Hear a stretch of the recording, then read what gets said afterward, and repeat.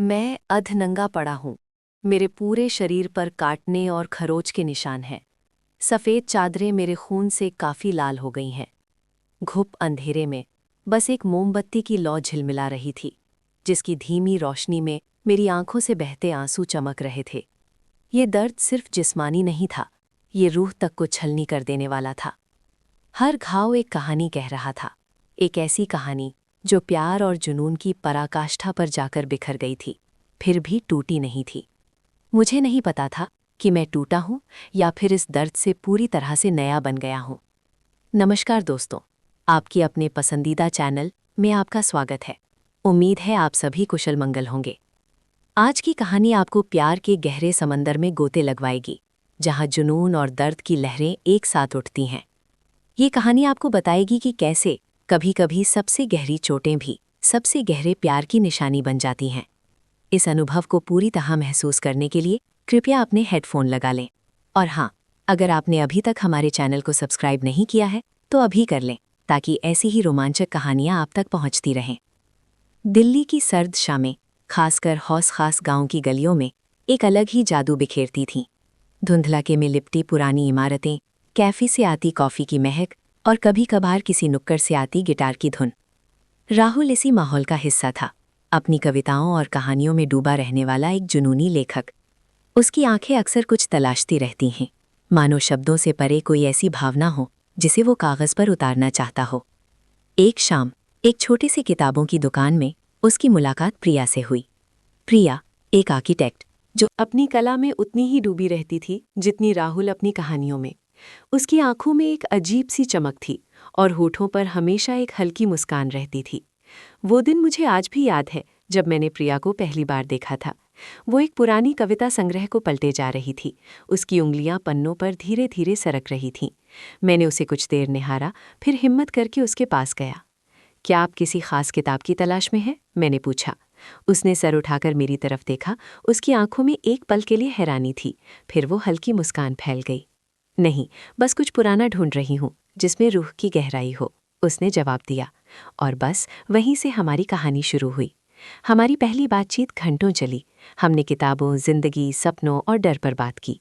राहुल ने अपनी कविताएं सुनाई, प्रिया ने अपने आर्किटेक्चरल डिज़ाइन के सपने साझा किए। दोनों को लगा जैसे उन्हें एक दूसरे में अपना ही कोई हिस्सा मिल गया हो। दिल्ली की कड़कती ठंड में उनकी बातों की गर्माहट ने एक नया रिश्ता बुनना शुरू कर दिया था। हौस खास की गलियां हमारी मुलाकातों की गवाह बनी। कुतुब मीनार के साए में हमने अपने सपनों को साझा किया और पुरानी दिल्ली की भीड़ भरी गलियों में हमने एक दूसरे का हाथ थामकर चलना सीखा। हर मुलाकात एक नई कविता थी, एक नया डिज़ाइन था जो हमारी ज़िंदगी की किताब में जुड़ता जा रहा था। राहुल के लिए प्रिया सिर्फ एक लड़की नहीं थी, वो उसकी प्रेरणा थी, उसकी म्यूज़। उसकी हर मुस्कान, हर बात राहुल की कहानियों में रंग भर देती थी। प्रिया के लिए राहुल सिर्फ एक लेखक नहीं था, वो उसका सुकून था, वो आवाज़ जो उसे सुनती थी, वो हाथ जो उसे थामता था जब दुनिया उसे समझने से इनकार कर देती थी। उनका प्यार दिल्ली की तेज़ी से बढ़ती हुई सड़कों पर एक शांत, सुकून देने वाले चौराहे जैसा था, जहाँ वे दोनों रुककर एक दूसरे में खो जाते थे। वे घंटों इंडिया गेट पर बैठकर तारों को देखते और एक दूसरे के हाथों की गर्माहट में खो जाते। कभी कभी वे पुरानी दिल्ली की गलियों में खो जाते, जहाँ की भीड़ और शोर में भी उन्हें एक दूसरे की खामोशी सुनाई देती थी। 6 महीने बाद उनका रिश्ता और गहरा हो गया। उन्होंने दिल्ली के साउथ एक्सटेंशन में एक छोटा सा अपार्टमेंट किराए पर लिया। वो जगह छोटी थी, लेकिन उनके सपनों और प्यार के लिए काफ़ी बड़ी थी। उन्होंने मिलकर उस जगह को सजाया, हर छोटी चीज़ में उनका प्यार झलकता था। प्रिया ने अपनी कला से दीवारों को नया जीवन दिया और राहुल ने अपने शब्दों से हर कोने को अपनी भावनाओं से भर दिया। सुबह की कॉफ़ी से लेकर रात की कहानियों तक वे हर पल एक दूसरे के साथ जीते थे। छोटी मोटी नोक-झोंक भी होती थी, लेकिन हर झगड़ा उनके प्यार को और मजबूत कर देता था। वे एक दूसरे के बिना अधूरे थे, ये बात अब उन्हें साफ महसूस होने लगी थी। राहुल एक उपन्यास पर काम कर रहा था, लेकिन प्रकाशन जगत में उसे लगातार निराशा मिल रही थी। हर अस्वीकृति उसके आत्मविश्वास को ठेस पहुंचाती थी। प्रिया हमेशा उसके साथ खड़ी रहती, उसे प्रोत्साहित करती। राहुल, तुम्हारी कहानियों में जादू है, बस थोड़ा और सब्र रखो, दुनिया तुम्हें ज़रूर सुनेगी, वो कहती। उसकी बातों में इतनी सच्चाई होती कि राहुल फिर से हिम्मत जुटा लेता। वहीं प्रिया के करियर में उछाल आ रहा था। उसे मुंबई की एक प्रतिष्ठित फर्म से एक बड़ा प्रोजेक्ट मिला। ये उसके सपनों का प्रोजेक्ट था, एक ऐसा मौका जो उसके करियर को नई ऊंचाई पर ले जा सकता था। प्रिया का मुंबई जाना तय हुआ। राहुल खुश था, लेकिन उसके मन के किसी कोने में एक अजीब सा डर पनपने लगा था। प्रिया की सफलता उसे अपनी असफलता की याद दिला रही थी। उसे लगने लगा कि प्रिया उससे आगे बढ़ जाएगी और वो पीछे छूट जाएगा। इस डर ने उसे धीरे धीरे जकड़ना शुरू कर दिया। वो अक्सर खामोश रहने लगा, चिड़चिड़ा हो गया। प्रिया ने उसकी उदासी को महसूस किया। उसने राहुल से बात करने की कोशिश की, उसे समझाया कि उसका प्यार नहीं बदलेगा, चाहे वो कहीं भी हो, कितनी भी सफल हो जाए। लेकिन राहुल के मन में बैठा डर उसे उसकी बातों पर यकीन नहीं करने दे रहा था। तुम मुझसे दूर जा रही हो प्रिया, एक रात राहुल ने प्रिया से कहा, जब वो मुंबई जाने की तैयारी कर रही थी। उसकी आवाज़ में एक अजीब सा दर्द था। राहुल, ये मेरे करियर के लिए ज़रूरी है, लेकिन इसका मतलब ये नहीं कि मैं तुमसे दूर जा रही हूँ। हम रोज़ बात करेंगे, मैं हर हफ्ते तुमसे मिलने आऊँगी। प्रिया ने उसे गले लगाते हुए कहा। क्या तुम सच कह रही हो या फिर ये सिर्फ एक बहाना है? राहुल ने अपनी आंखें उसकी आंखों में गड़ा दी। उसकी आवाज़ में शक था। प्रिया को ठेस पहुंची। राहुल, तुम ऐसा कैसे सोच सकते हो? तुम्हें मुझ पर भरोसा नहीं है? भरोसा? मुझे नहीं पता प्रिया। दुनिया बदल जाती है, लोग बदल जाते हैं, राहुल ने कहा और वहां से उठकर चला गया। प्रिया मुंबई चली गई। शुरुआत में सब ठीक था। वे रोज़ वीडियो कॉल करते, एक दूसरे को अपनी दिनचर्या बताते, लेकिन धीरे धीरे राहुल का डर और शक बढ़ने लगा। प्रिया के प्रोजेक्ट में व्यस्तता के कारण कभी कभार उसे कॉल करने में देर हो जाती या वो किसी मीटिंग में होने के कारण फ़ोन नहीं उठा पाती। राहुल इन छोटी छोटी बातों को एक बड़ी समस्या बनाने लगा। उसे लगता कि प्रिया उसे नज़रअंदाज कर रही है, कि उसे अब उसकी ज़रूरत नहीं रही। एक दिन प्रिया ने राहुल को बताया कि उसे अपने सहकर्मी अरमान के साथ एक ज़रूरी क्लाइंट मीटिंग के लिए बैंगलोर जाना होगा। अरमान एक स्मार्ट और मेहनती लड़का था, जिसे प्रिया पसंद करती थी, लेकिन सिर्फ एक दोस्त और सहकर्मी के तौर पर। राहुल ने तुरंत मान लिया कि प्रिया उसे धोखा दे रही है। उसके दिमाग में एक अलग ही कहानी चल रही थी। उसने प्रिया पर विश्वास करने की कोशिश नहीं की। उसके अंदर का डर, उसकी असुरक्षा एक राक्षस बन चुकी थी।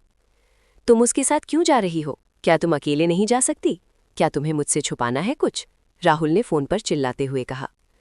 राहुल, तुम क्या बकवास कर रहे हो? ये मेरा काम है। अरमान सिर्फ एक सहकर्मी है।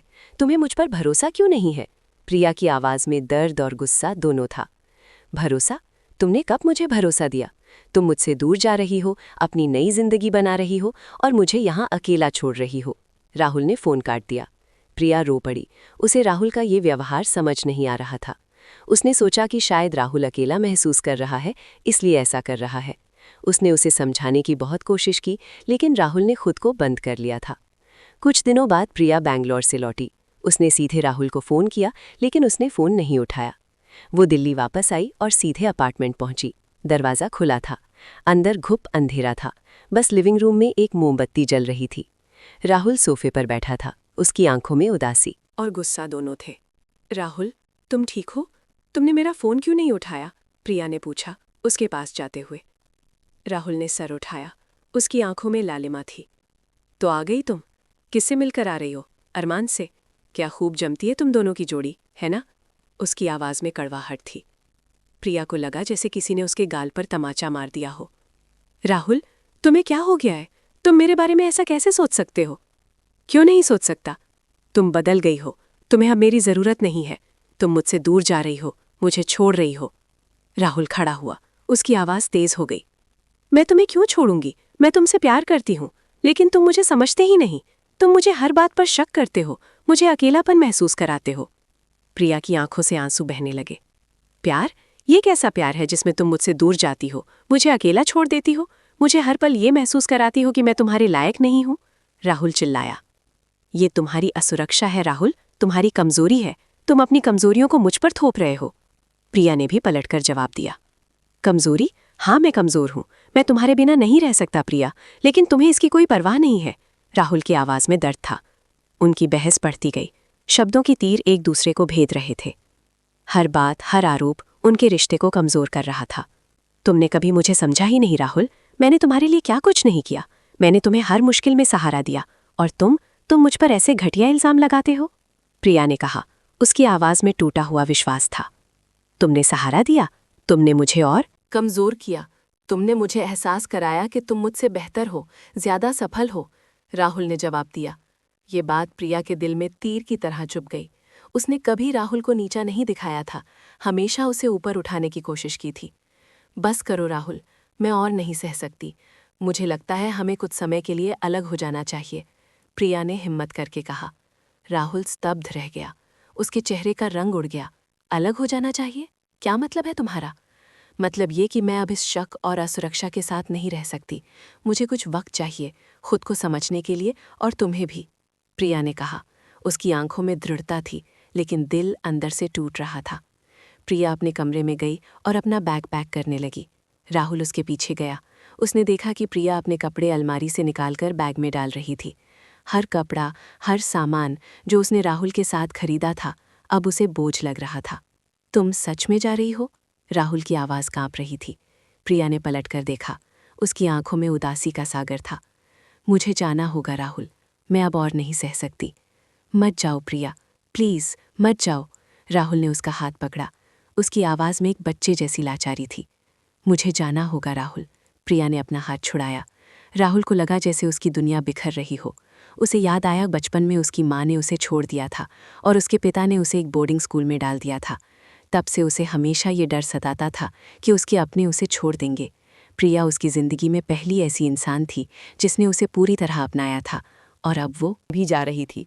ये डर, ये दर्द उसके अंदर ज्वालामुखी बनकर फट पड़ा। नहीं, तुम मुझे छोड़कर नहीं जा सकती। राहुल ने प्रिया को कसकर पकड़ लिया। छोड़ो मुझे राहुल, तुम मुझे चोट पहुंचा रहे हो।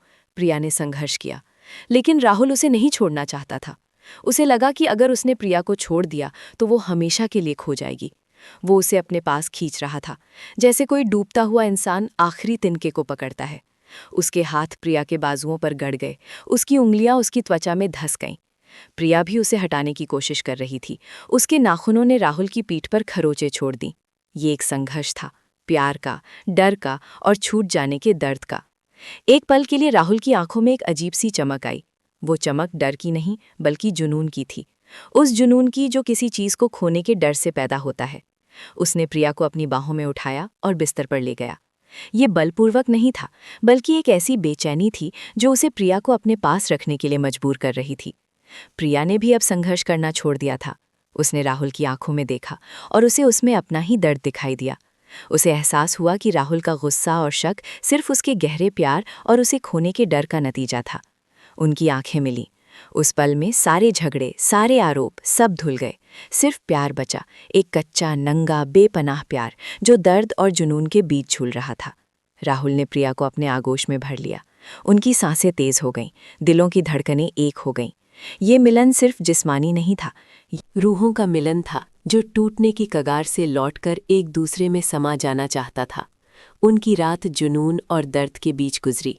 हर चुंबन में, हर स्पर्श में उनका प्यार चीख रहा था। राहुल ने प्रिया को इतनी शिद्दत से महसूस किया जैसे वो उसे अपनी आत्मा में उतार लेना चाहता हो। प्रिया भी उसे उतनी ही गहराई से महसूस कर रही थी। उनके शरीर एक दूसरे में उलझ गए, जैसे दो बिछड़े हुए दरिया मिलकर एक हो जाना चाहते हो। उस पल में उन्हें दुनिया की कोई खबर नहीं थी, सिर्फ एक दूसरे की गर्माहट, एक दूसरे की खुशबू, एक दूसरे की धड़कन। पता नहीं कब, किस पल राहुल के होठ प्रिया के कंधे पर थे और उसके दांतों ने अनजाने में उसकी त्वचा को काट लिया। प्रिया की एक चीख निकली, लेकिन वो दर्द की नहीं, बल्कि उस पल के जुनून की थी। उसके नाखूनों ने भी राहुल की पीठ को खरोच दिया था जब वो उसे कसकर पकड़ी हुई थी, जैसे कोई बच्चा अपनी माँ से चिपका हो।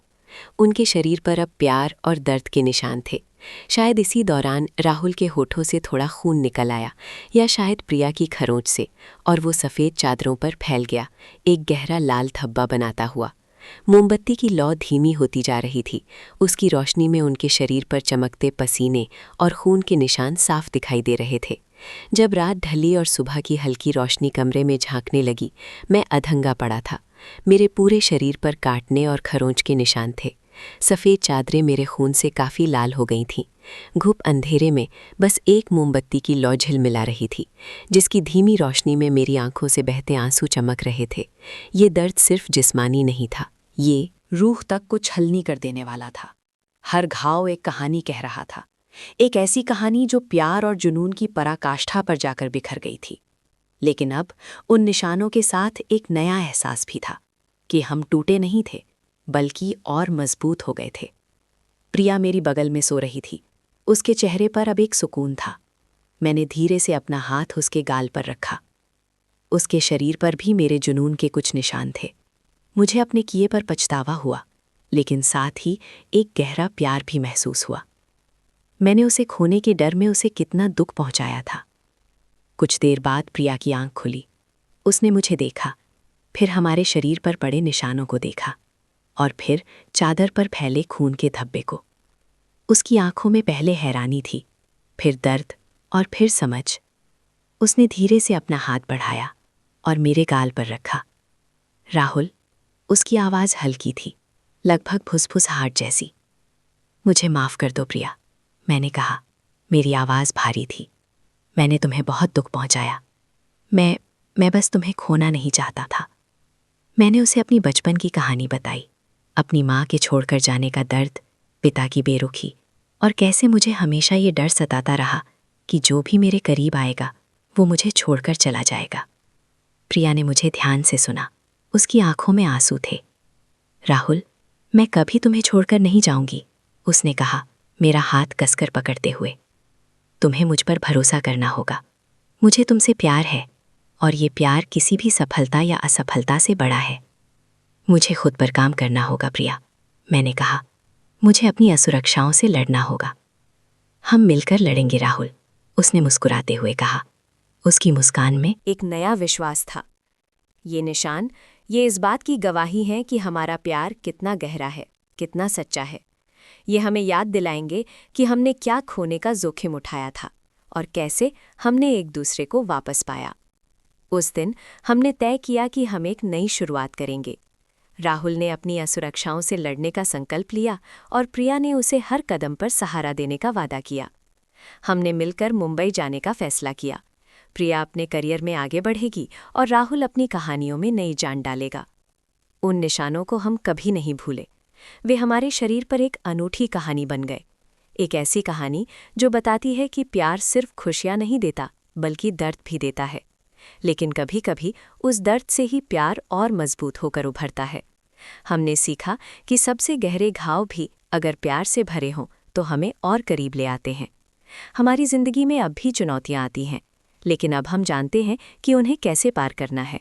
प्यार, विश्वास और एक दूसरे के साथ खड़े होकर। ये कहानी आपको कैसी लगी दोस्तों? हमें कमेंट करके ज़रूर बताएं। अगर आपको हमारी कहानियाँ पसंद आती हैं तो इस वीडियो को लाइक करें, अपने दोस्तों के साथ शेयर करें और हमारे चैनल को सब्सक्राइब करना ना भूलें। हम जल्द ही मिलेंगे एक नई कहानी के साथ। तब तक के लिए अपना ख्याल रखें और प्यार बांटते रहें।